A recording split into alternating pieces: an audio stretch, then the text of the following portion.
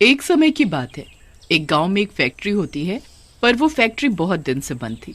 गांव के लोगों का ये मानना था कि इस पर चुड़ैल का साया है, जिसकी वजह से गांव में फैक्ट्री होते हुए भी लोगों को शहर जाना पड़ता था।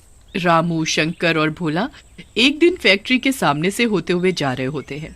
तभी रामू बोलता है, कितना अच्छा होता अगर ये फैक्ट्री चालू रहती।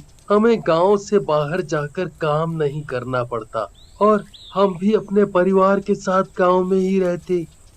हाँ भाई, तुम बिल्कुल सही कह रहे हो।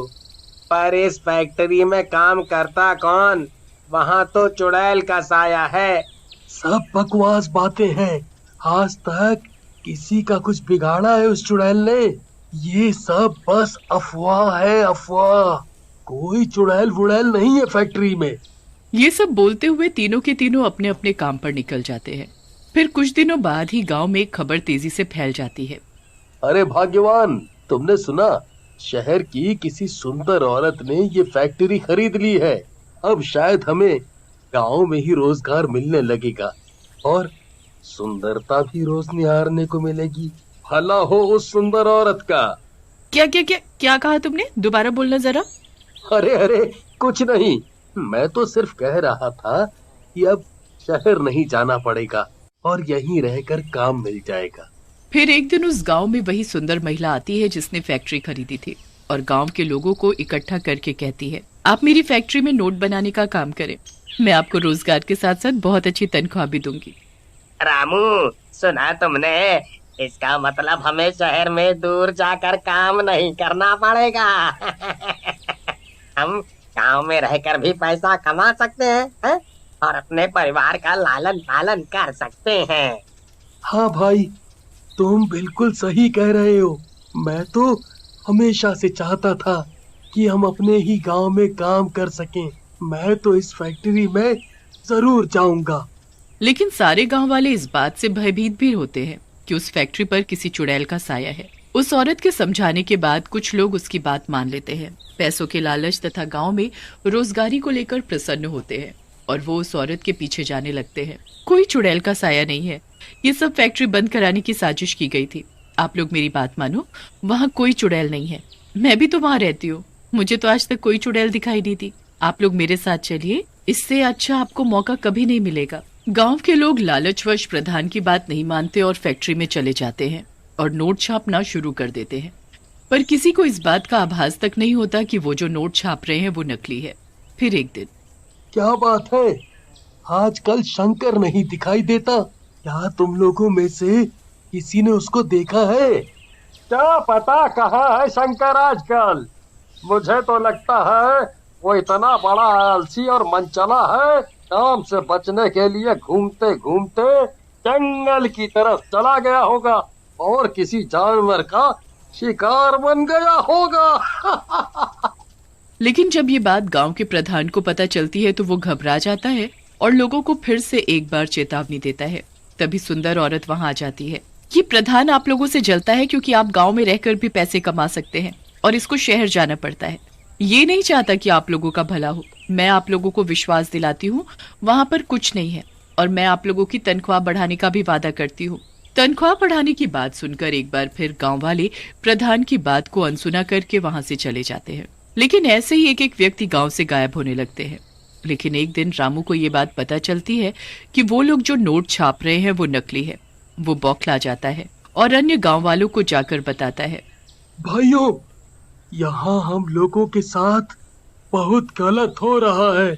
हमसे नकली नोट छपवाए जा रहे हैं। पर वो हमारे साथ ऐसा क्यों कर रही है? नकली नोट छापना तो एक गुनाह है।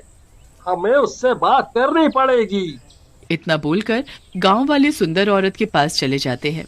मलकिन, ये सब क्या चल रहा है? क्या ये सच है कि आप हमसे नकली नोट छपवाती हैं? सुंदर औरत अपने असली रूप यानी चुड़ैल के रूप में आ जाती है। हाँ, मैं तुम लोगों से नकली नोट छपवाती हूँ।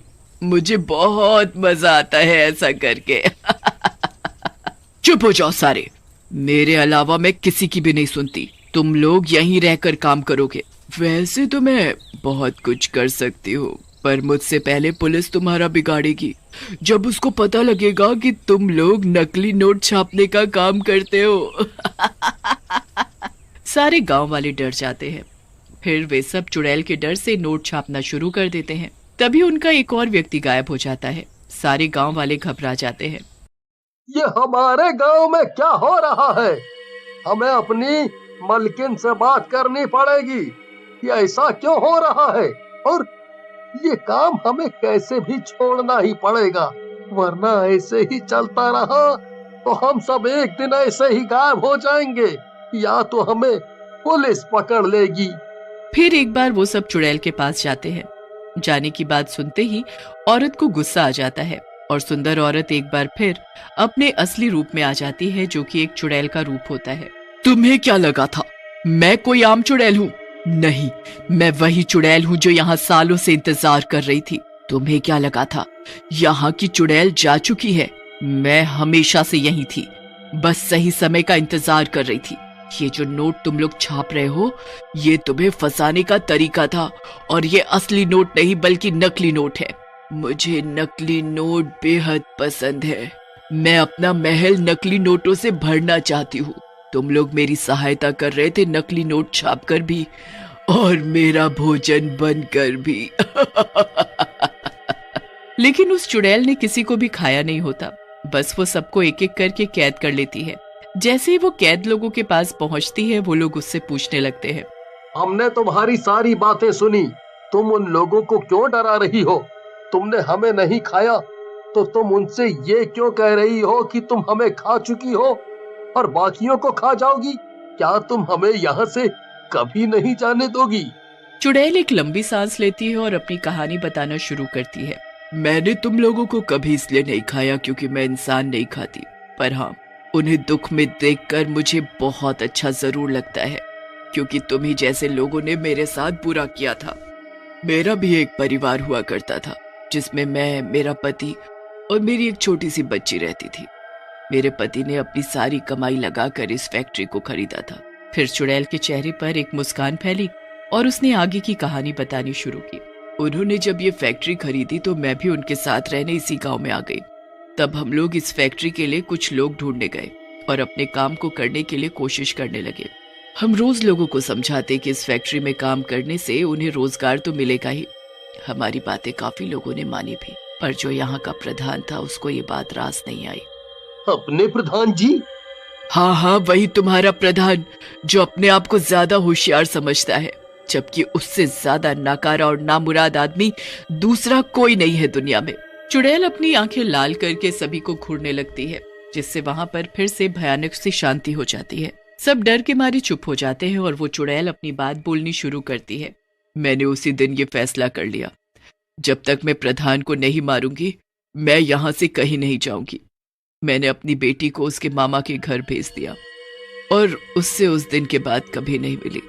उसके बाद मैं गांव में वापस आई तो गांव वाले से सुना कि प्रधान ने ये फैक्ट्री ये बोलकर बंद करवा दी है कि यहाँ पर किसी चुड़ैल का साया है।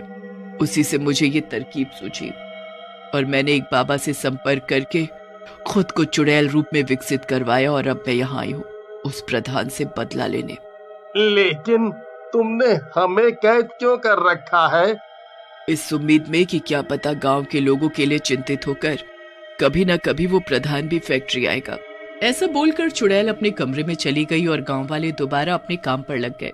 फिर एक दिन पैसों के लालच में प्रधान का बेटा भी फैक्ट्री की तरफ आया और जैसे ही चुड़ैल ने उसको देखा, चुड़ैल के दिमाग में एक तरकीब सूझी। आज मैं अपना बदला जरूर पूरा करूंगी। वो तुरंत इंसानी रूप में आई और वो प्रधान के बेटे को देखते ही रोने लगी। हाय राम, अब मैं क्या करूं? क्या बताऊं, मेरी इतनी बड़ी फैक्ट्री है लेकिन इसको चलाने वाला कोई नहीं और मुझे मेरे शहर जाना है। समझ नहीं आ रहा है क्या करूं। तो तुम जाओ, मेरे पापा यहाँ के प्रधान हैं, वो तुम्हारी फैक्ट्री की देखभाल बहुत अच्छे से कर लेंगे। लेकिन वो तो मुझे जरा भी पसंद नहीं करते, तो वो मेरी फैक्ट्री का ध्यान क्यों रखेंगे? औरत अचानक फिर से अपने असली रूप में आ जाती है और जोर जोर से हंसने लगती है। आ गया ना तू भी मेरे झांसे में। और बोलती है, आज मैं तुझे भी खा जाऊंगी। जब देर रात तक प्रधान का बेटा घर नहीं पहुंचता तो प्रधान परेशान होकर गांव में उसको ढूंढने निकल गया। सब जगह ढूंढने के बाद आखिर में वो फैक्ट्री ही रह गई। मजबूरी में आकर प्रधान फैक्ट्री की तरफ अकेला ही चल देता है। चुड़ैल अचानक से प्रकट होती है और बोलती है, आखिरकार तू आ ही गया प्रधान। इतना बोलकर चुड़ैल प्रधान पर कूद जाती है और गला दबाकर उसको मार डालती है और फिर खुशी से चिल्लाने लगती है, मैंने अपना बदला पूरा कर लिया। आज मैं मुक्त हो गई। फिर वो सारे गांव वालों को भी मुक्त कर देती है।